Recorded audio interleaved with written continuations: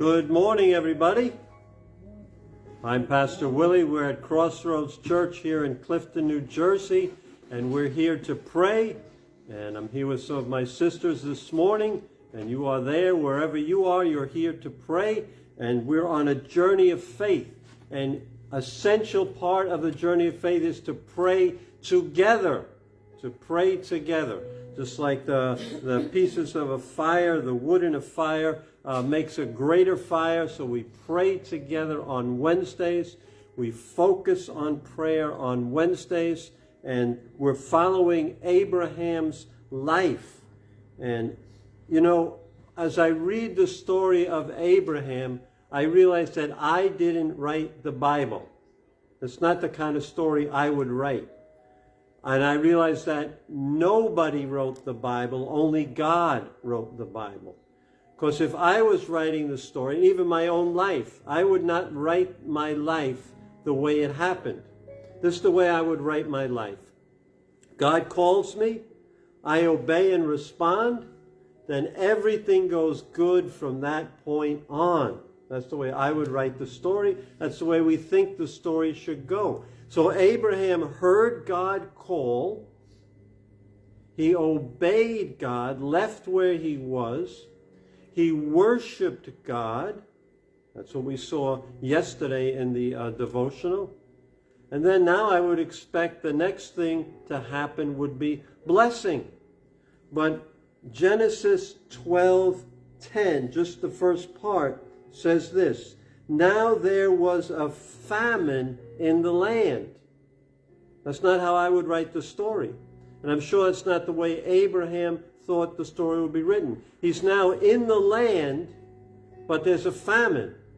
This is the land God promised him as a blessing, but there's a famine in the land, no food. And when there were famines in those days, there was no Red Cross, there was nobody. People starved to death, like they do still in parts of the world today.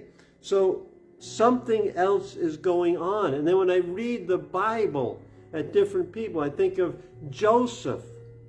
He has a great vision from God about him being a ruler. But the next thing that happens is he's beaten up by his brothers and sold as a slave. It's not how I would write the story. I think of King David. He's called by God. Samuel anoints him with oil to be the king. And what happens? For 10 years he has to run and hide as Saul tries to kill him. It's not the way I would write the story. I think of Jesus Christ also coming to save the world. And then he's arrested and crucified and killed. The disciples didn't expect the story to go that way. They didn't understand. They left. You see, God is doing things that we do not understand.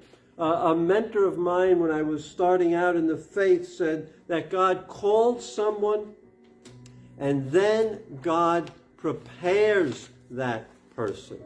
You get a call, you obey. The next step is preparation. Preparation.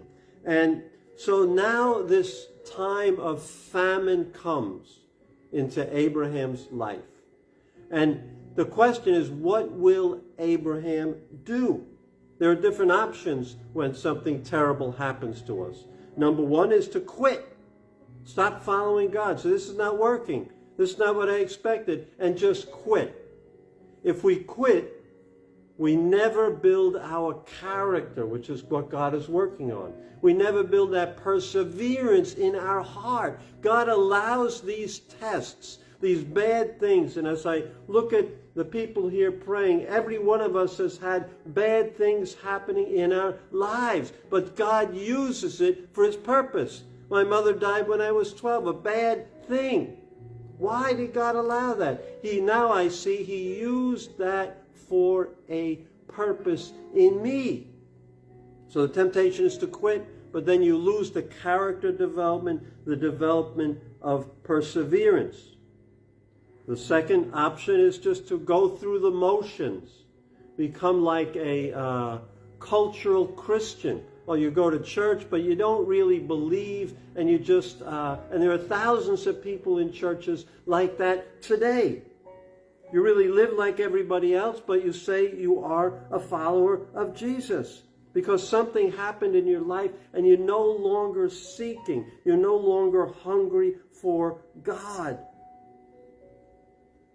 But if we seek God in the bad times, in the difficult times, in the famines in our life, we find Him on a level we never knew Him before. We find Him different, and we find ourselves changed.